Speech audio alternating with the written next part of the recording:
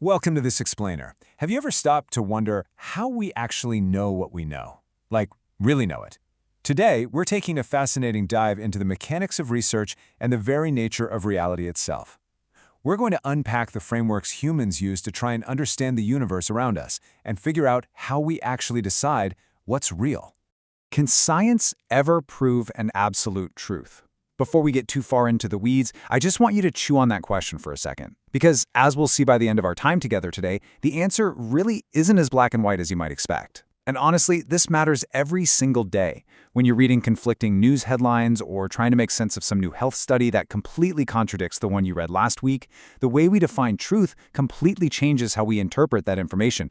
So here is our roadmap for today. 1. What actually is research? 2. Categorizing the toolkit. 3. The philosophy of truth. And 4. Positivism versus post-positivism. Let's jump right into section 1. What actually is research? Let's demystify the inquiry process. Now, research isn't just boring paperwork or, reading dusty old books in a basement. It's a super active, dynamic quest. The word actually comes from the French rechercher, which literally means to search closely. And if you think about it, that prefix re implies looking again and again. You aren't just gathering information that's already out there. You're basically a detective hunting for clues, engaging in structured critical inquiry to solve problems, generate brand new knowledge, or validate existing principles. It's this continuous, never-ending loop of discovery. But to actually be valid, this quest has to follow some pretty strict rules. It has to be systematic and logical. That means following a clear sequence from a defined problem all the way to a sound conclusion. It needs to be totally objective and unbiased, completely free from personal prejudice or wishful thinking. Crucially, it must be empirical. This means grounding it in observable, measurable, real-world data, not just armchair philosophy. It has to be replicable, meaning someone else can run your exact same test and get the exact same result. It's got to be controlled so you can isolate specific variables and know exactly what is causing what.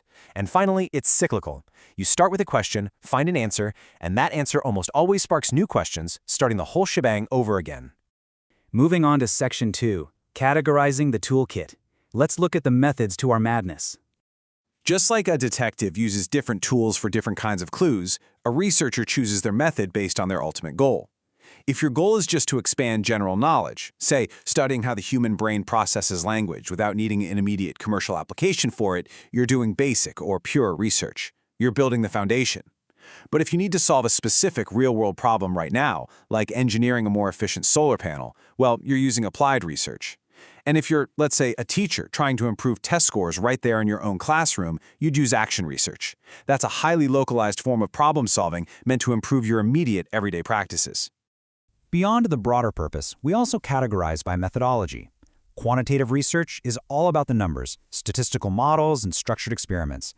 Qualitative research totally flips that. It focuses on non-numerical data, things like words, deep personal experiences, and images to understand underlying social contexts. And mixed methods, that combines both. So think of it this way. Quantitative data is your cold, hard forensic evidence, like DNA at the crime scene.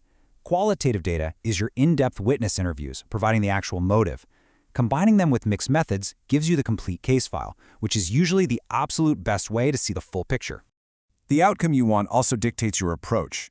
Think of this like a journey that scales up in complexity. If you just need to know what is, like a census report detailing the exact demographics of a town, you use descriptive research. That's your starting line.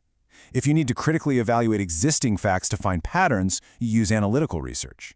Now, if you're exploring a brand new topic where almost no literature exists, you're doing exploratory research to lay that early groundwork. And finally, if you really need to explain the deeper why or how specific variables interact to actually cause a result, you rely on explanatory or causal research. That is the deepest level of understanding. Section 3. The philosophy of truth.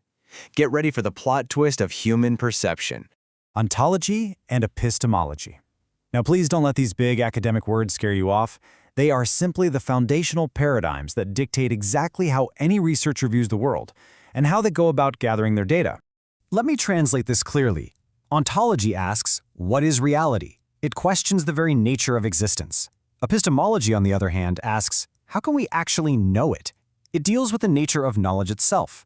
To put it in perspective, think of that old riddle. If a tree falls in a forest and no one is around to hear it, does it make a sound? Ontology is asking if the tree, the forest, and the sound waves exist independently of us.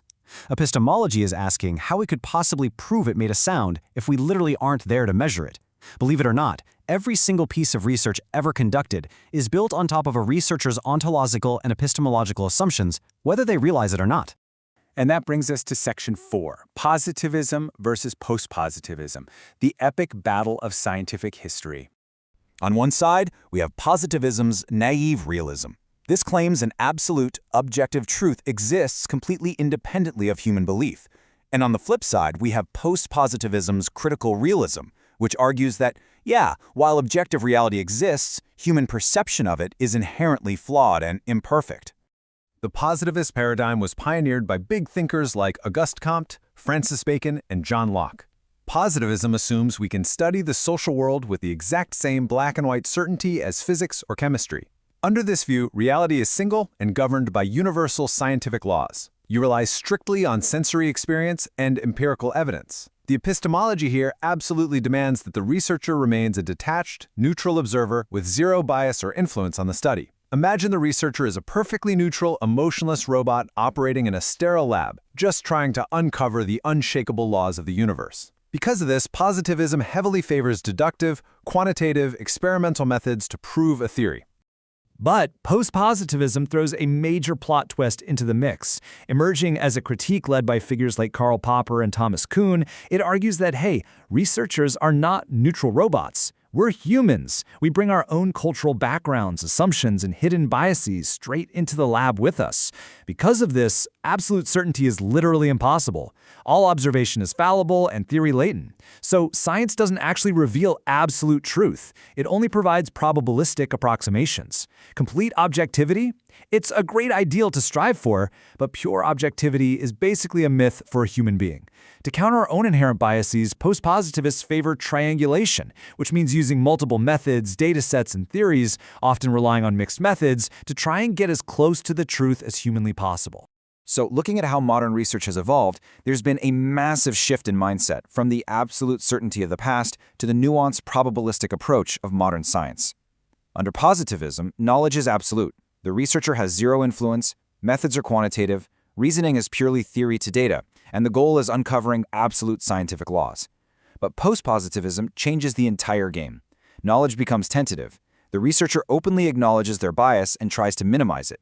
The methodology shifts to mixed methods. The reasoning becomes a hybrid, and the ultimate goal is no longer to uncover absolute laws, but merely to rigorously test and refine our understanding to approximate a truth we can never perfectly see. So, do you view reality through a positivist or post-positivist lens? As we wrap up this explainer, I really want you to look at the world around you today and ask yourself that. When you read a headline or look at a new scientific study, are you seeing absolute, unshakable laws of the universe, or just the best probabilistic approximations our flawed human eyes can currently manage? It kind of changes how you see everything, doesn't it? Thank you so much for exploring this with me, and keep questioning the reality around you.